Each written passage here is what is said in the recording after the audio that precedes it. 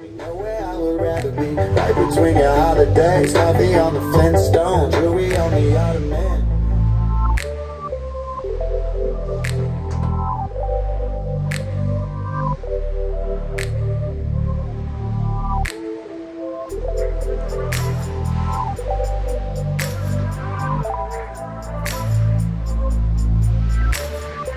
Something like the summer, kinda like a hurricane, sweeping through the desert, hot Americana rain.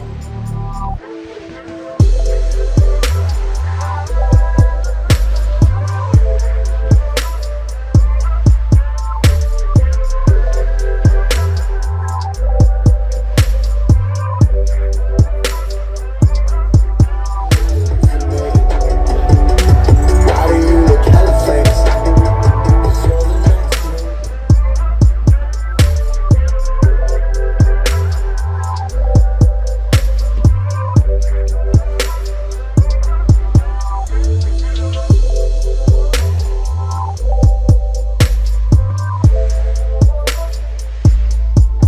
I wanna make every single moment for you great. Fly away.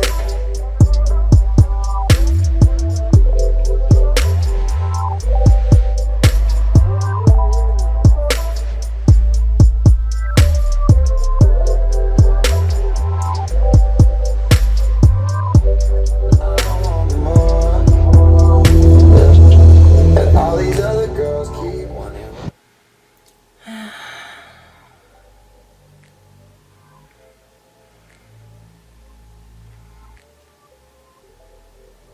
Okay, so how do we let this happen? How on earth do we let this happen? And who on earth would have done this to us?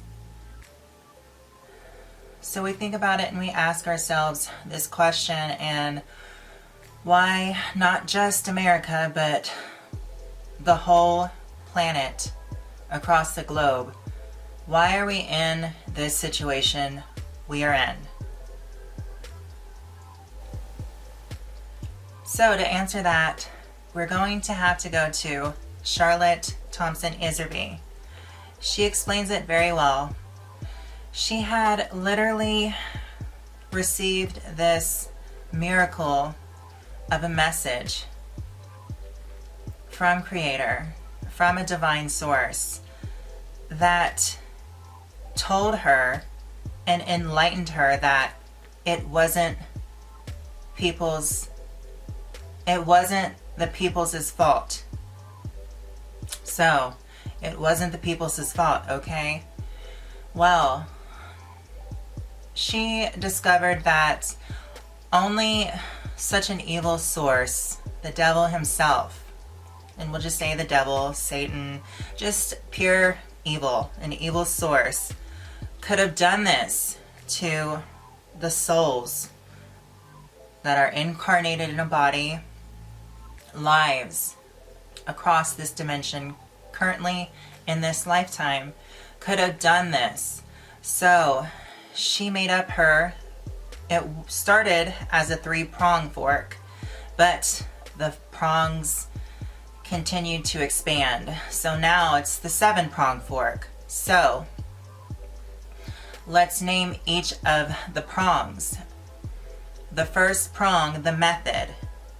So they create both political parties at the top. The Democrats and the Republicans are both the same. Their agenda is the same. So it doesn't matter who you vote for, which side is more evil than the other side. Generally speaking, both parties at the top are the same and they have the same agenda. So that cuts out your voter. It doesn't matter who you vote for, which side. The political party at the top, or we'll just say whoever's in control, we could call them bankers, just that force, the powers that be, will receive what they want. The voters, they'll think they'll get what they want, but they'll get what the powers that be want. So we have the method. number one. Number two, they use gradualism. So, gradualism, things happen gradually. Any person out there that has ever experienced a job where they have to supervise, you know to implement change amongst the workers gradually. Because if you go in and change things drastically, change things numerously, if you go into the workplace and implement change on a grand scale, people are going to rebel. So, the elitists know this, the powers that be, so they use gradualism. The change happens very slowly. Little by little, bit by bit, they implement their agenda.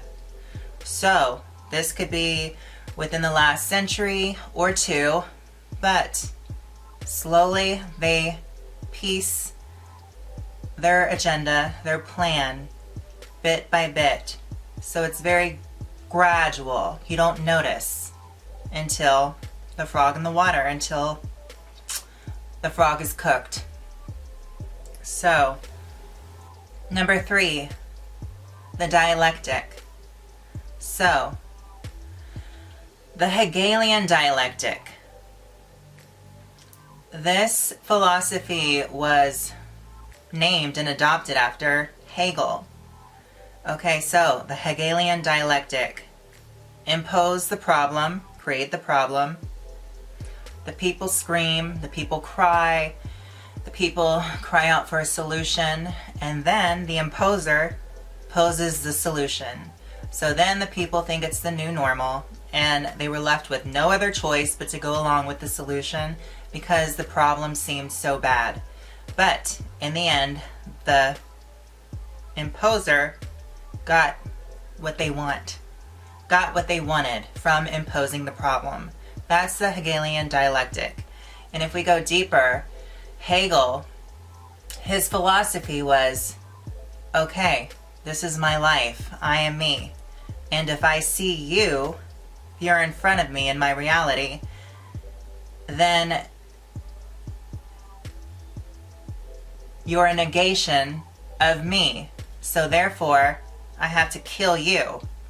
So that was Hegel's whole philosophy. And he created the whole master and slave dynamic. And that's where the saying, eat the rich, come from. Because the slaves have to then overthrow the rich master and basically eat the rich. So now we go to 4, semantic deception. That's where something sounds really good, and how are you not going to go for it? But its meaning is something totally different. So like you think of jargon words like transformation, that sounds so good, but really it means destruction. Okay? You have to destroy something in order to create something new. It's pretty harsh.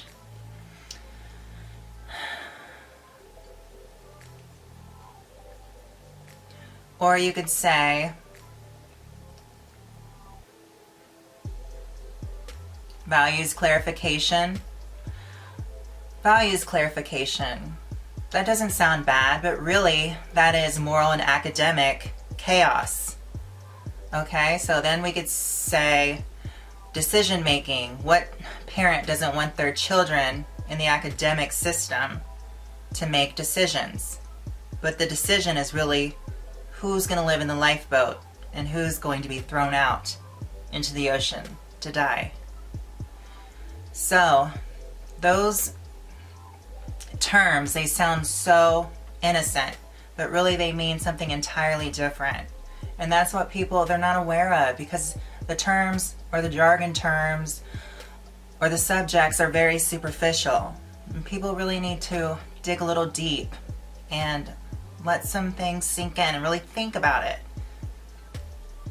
What the intention is behind it. The imposer, what it's intending behind the semantic deception. So, semantics, and then the second word being deception, says it all right there. So, the fifth prong, big bucks, the Federal Reserve, fiat money. So, the Federal Reserve, they were created in 1913. They inflated money so high that the US dollar is only worth 4 cents now. They've created such a high living expense just in order to pay the bills. They have inflated money at such a high cost that it takes so many incomes in one household just to stay afloat. So, with that happening, who's left to teach the children good values and morals? The mom has to go out and work because the cost of living is so high thanks to the Federal Reserve that inflated money so much and crashed the stock market and raised the stock market, and that's all just to get everybody working and controlling people. That's the whole monetary system. Okay? Got it? So, now we go to the sixth prong. So, prong 6. We have control of the media. The famous Rockefeller quote. The famous Rockefeller quote to New York Times, NBC, ABC, all the major news networks. Thank you for keeping our secret under wraps from the American people. End quote. Rockefeller, who was responsible of controlling education domestically. Carnegie for controlling education internationally. So, control of the media. Propaganda. The master herding all the sheep. And then we have the seventh prong. Everyone will be imposed and controlled under the umbrella of the school district. So, Benjamin Bloom, UNESCO.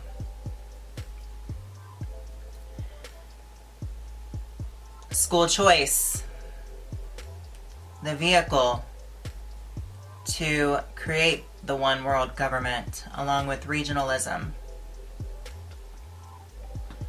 So through school choice, the local power will be taken down to the central school, and we'll get rid of elected school board officials.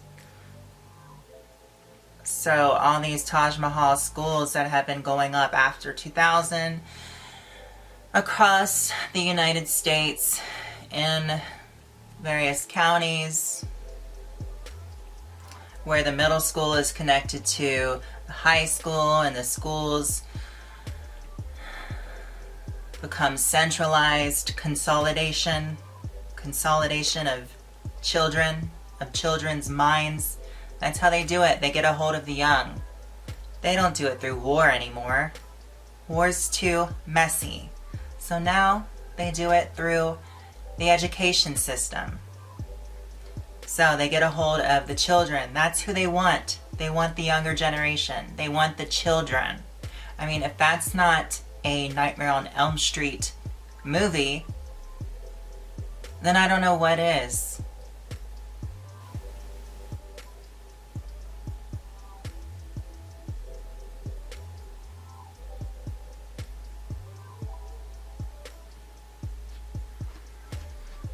So the first prong, according to Charlotte Iserby, the first prong of the devil's 7-prong fork. Prong 1, semantic deception. Prong 2, the Hegelian dialect. Prong 3, gradualism. Prong 4, the media.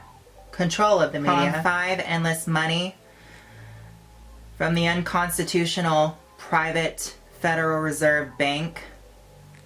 Prong 6, the agenda of Republicans and Democrat parties being the same agenda, which is basically their crap game. The whole election, the Republicans and the Democrats, that's their crap game.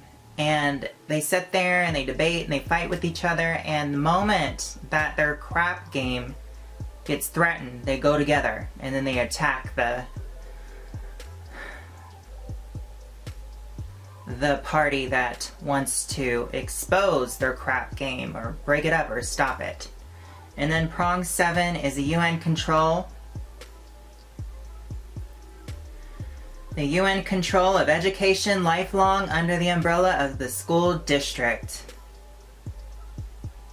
The taxonomy of educational objectives from school to work. Get a hold of the children's minds and destroy the future generation's conscience and souls, making them animals and no longer human beings, an entity. Just human capital for the corporations to exploit. So it's really important and wise that we all understand this 7-pronged fork, so we understand how we got in this situation. It didn't happen overnight, nor are we going to be able to fix it overnight. I would have said 20 years ago, there's time, but the nail has been in the coffin 10, 15 years ago. These curtains were canned. What can we do about it? What can we expect?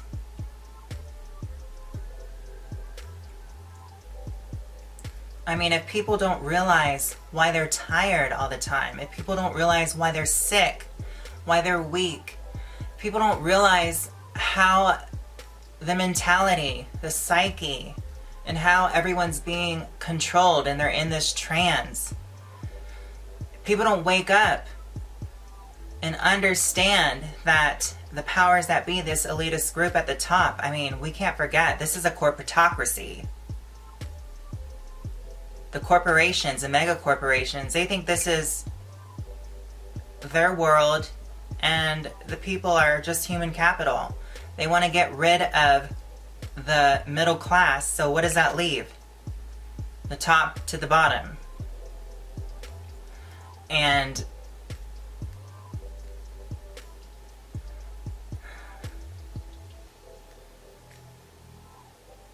what would you call essential services nowadays? Just mega corporations, the mom and pop shops, they're all scared and being shut down.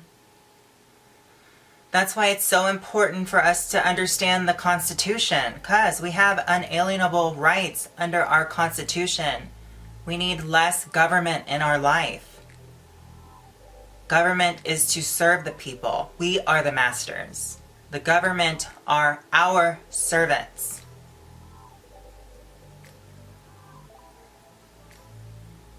We can be strong enough to govern ourselves. Just be a decent person. It's not that hard. I promise.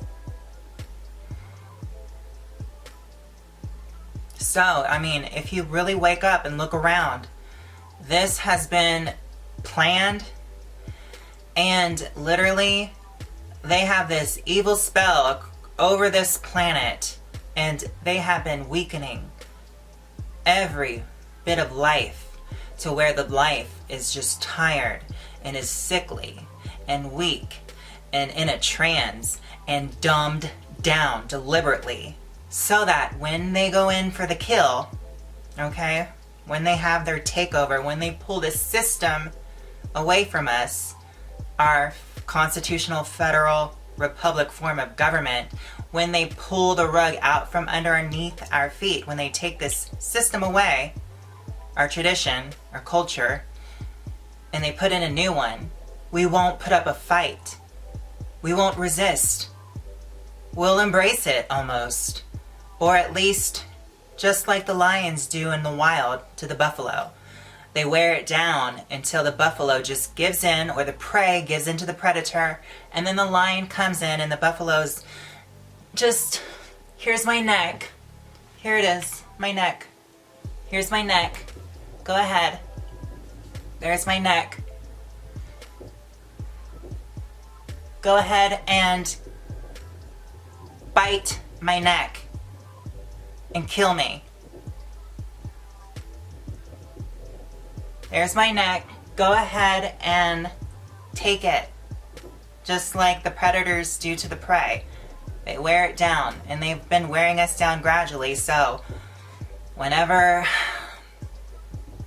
the time comes, we won't put up a fight. We'll actually accommodate them in saying, here's my neck, lion. I'm the buffalo. Here's my neck. Go ahead and take it. You wore me down. I'm not going to put up a fight. I'm not going to resist. I'm actually going to embrace you taking a hold of my neck. There you go.